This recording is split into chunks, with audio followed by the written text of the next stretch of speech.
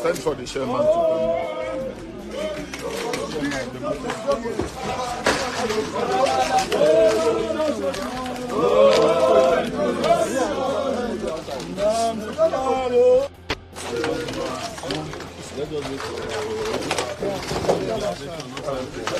No time to sit down. Okay.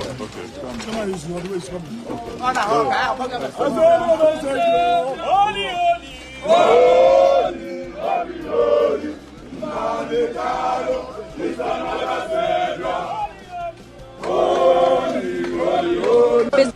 Mankind and the university citizen and a very good friend of Nnamdi.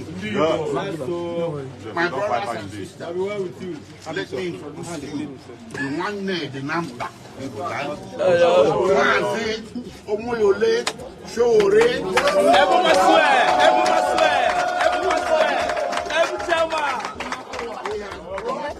He has brought a very important message to you this morning regarding our dear brother, the alpha male himself, Mazi Nnamdi. Yes. On that note, I'll turn over to Mr. Sowore. Let me greet everybody in a digital way of greeting Ndebo. Yeah. Cha Igbo Kwen. Cha Igbo Kwen. Question. We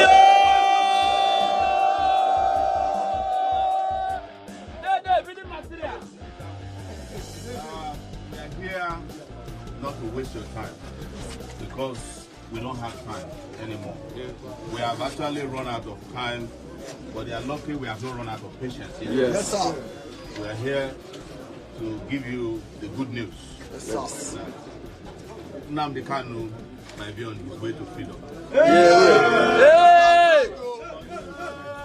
have one more step to take. Yes. You know, those of you who are Christians, you know the wall of Jericho. Yes. When it was about to fall, there was a command that we must march around it. Yes. And that's what we are doing on October 20th.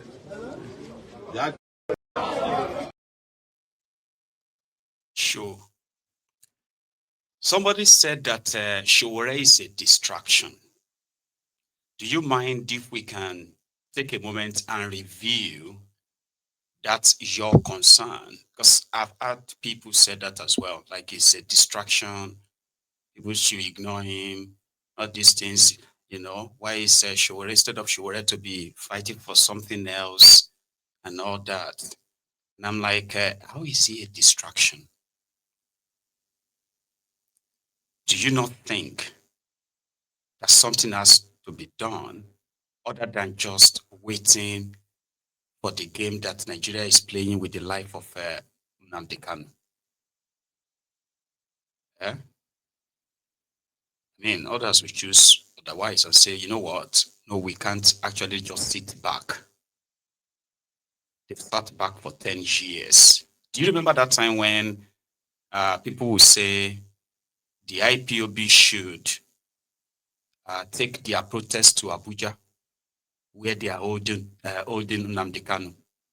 Do you remember that time that people used to say that? And so many other things that people have actually like postulated why or how this should be handled. There are many problems wrong with Nigeria. One of them is Nnamdi Kanu. Do you understand? Because through Nnamdi Kanu, a whole region has been militarized. And despite demilitarization of this region, traumatization of the people living there, these guys have also sponsored political criminals, armed terrorists there, who are claiming to be fighting for the release of Nnamdi Kanu, in which he has come out on several occasions inside that same courtroom to say he denounced them. They are not speaking for him and all of that stuff. So releasing Nnamdi Kanu is not just releasing somebody from police detention. So much attached to it. So it is something. It is one of the problems. So if some people pushing for the release of Nnamdi Kanu can distract you from God knows what, I don't know, like that distraction sure you get. Because I know that there's so much wrong with Nigeria. There are those who are saying that, take for instance, Peter Obi in this their last election has over 6 million votes, right? That's like 6 million people, even though it is believed to have even more than that. So do you understand what the effects of the millions of people who have openly said, yes, we believe in this guy? If Peter Obi can call out and say, you know what, Nigerians, we are tired of just lamenting and complaining.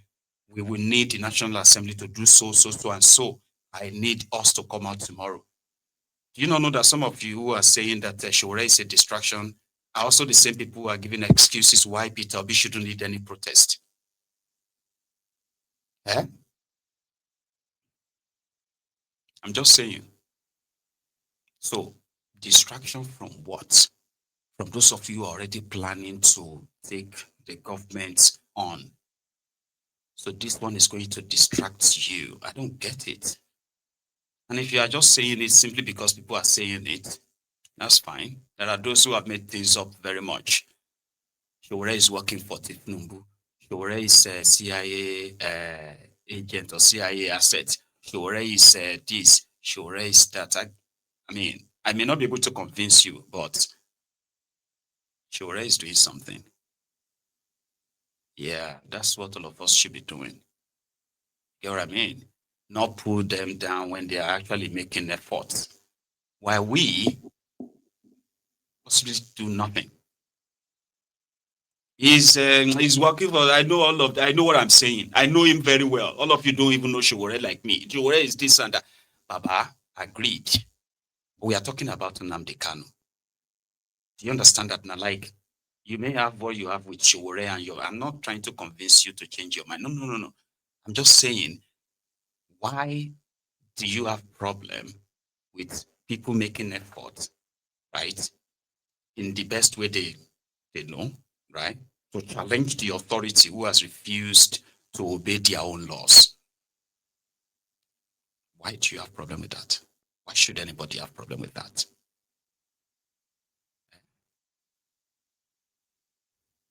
Okay. After the construction market at the plank markets, right? They moved straight to a place called Banex Plaza, saving time, right? So that's why I had to cut that short. Just went straight to when he's addressing them. What did he tell them at the Banex? Sowore?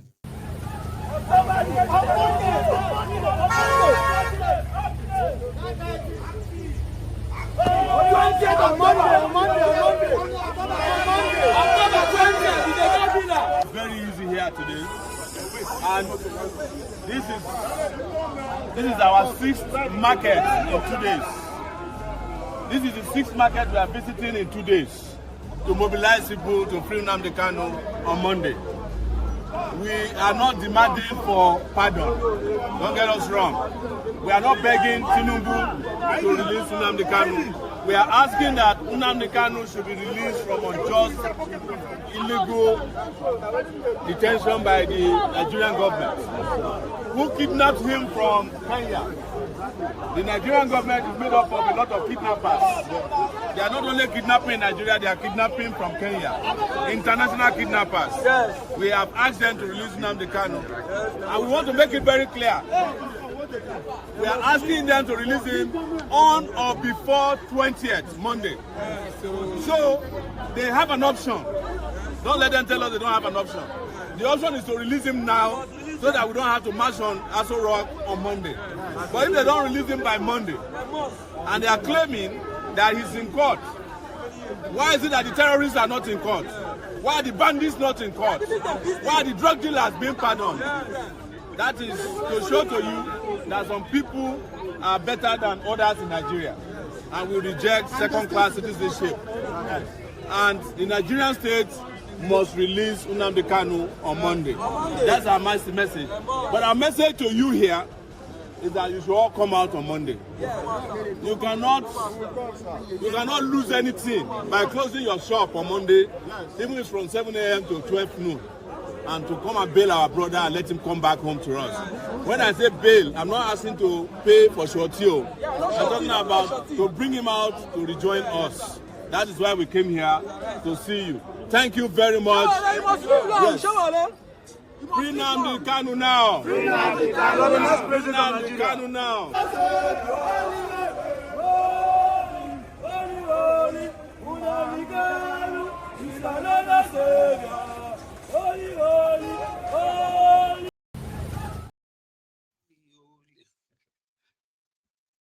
Sir Ben, you are still doubling down. Oh dear.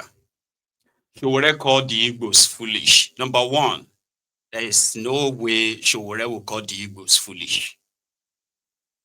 Do you understand?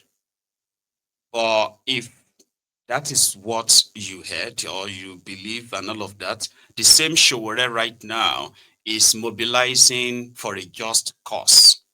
Do you really think Mazi Nnamdi Kanu does not deserve this? Some said he's doing it for attention.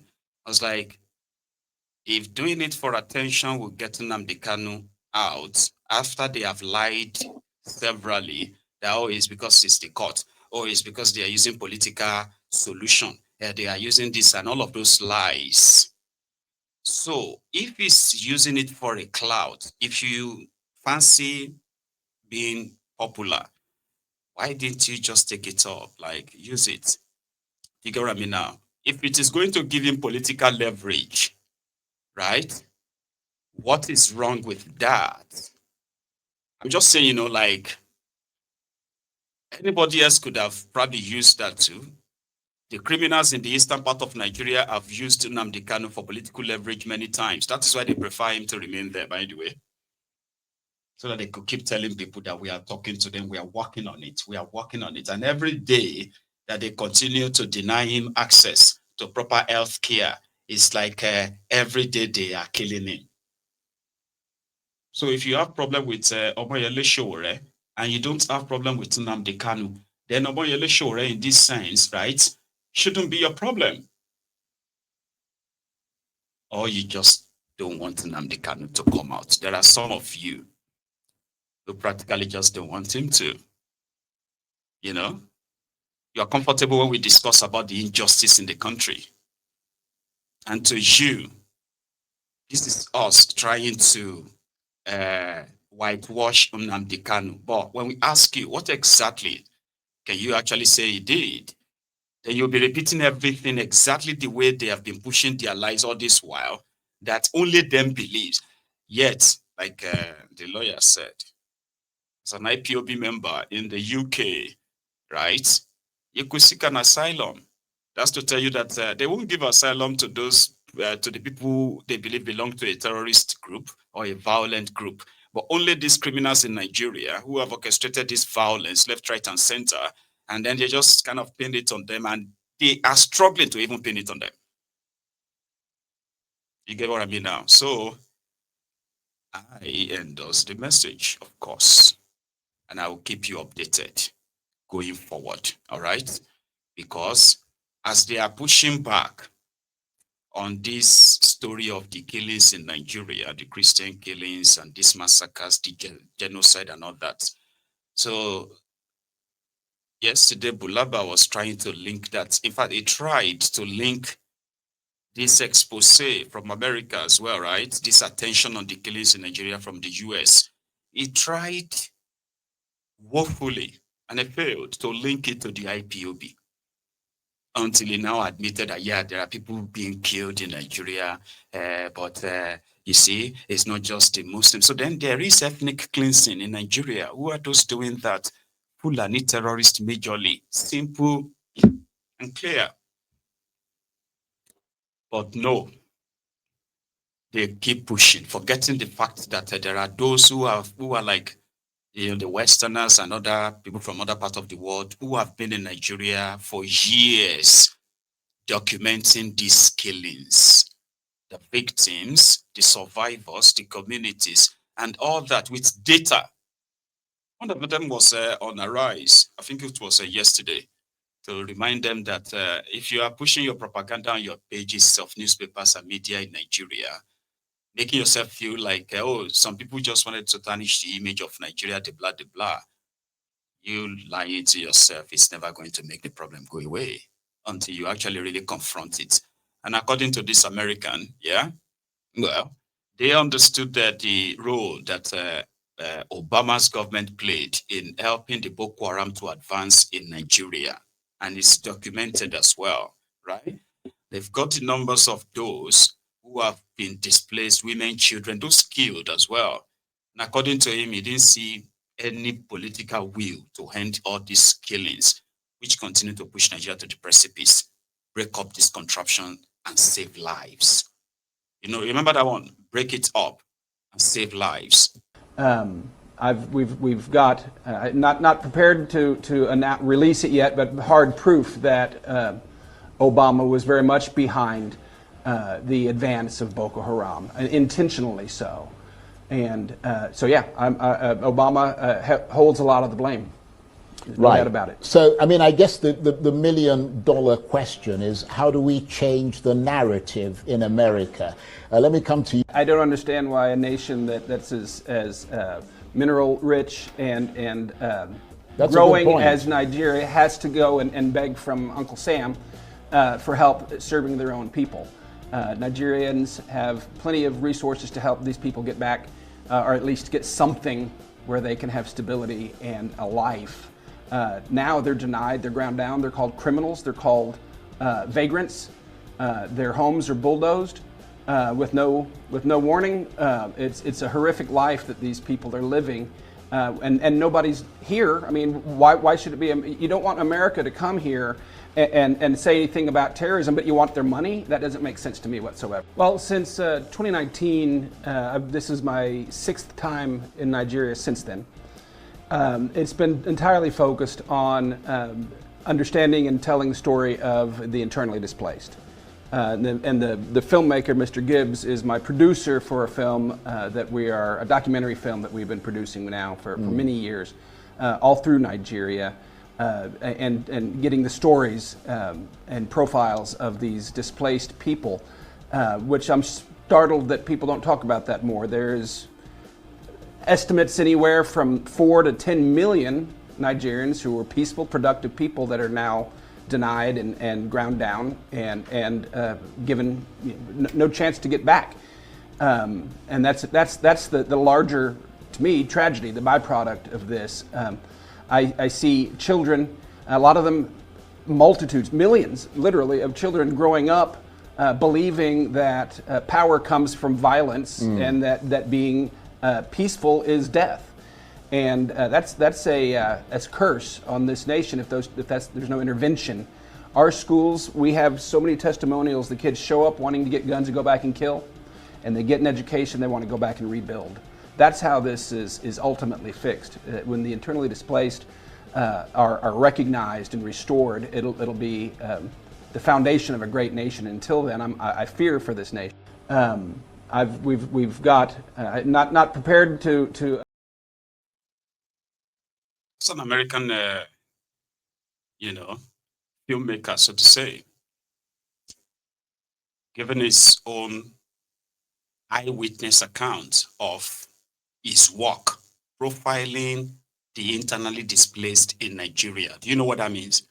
You're going to ask them how old they are, where are they coming from, the name of their village, what happened, how many people did they lose, if they are the only people left and all that. These kind of stories, what else did they witness? They will express how they killed their family members, how they escaped, and the rest of that. This documentation is what a government of a country should have. And everybody that you are going to have, anyone that you are appointing as a service chief or security chiefs in your country, you just give them this whole document and say, see what these guys are doing. They must be stopped. I don't think the president of the country even have the data of the internally displaced in Nigeria. I don't think so. But they continue to pretend to be managing the problem, unfortunately. And from this Americans' view, there is actually no plan of returning and rehabilitating these people back to their communities. There is no plan in place that you can say this is a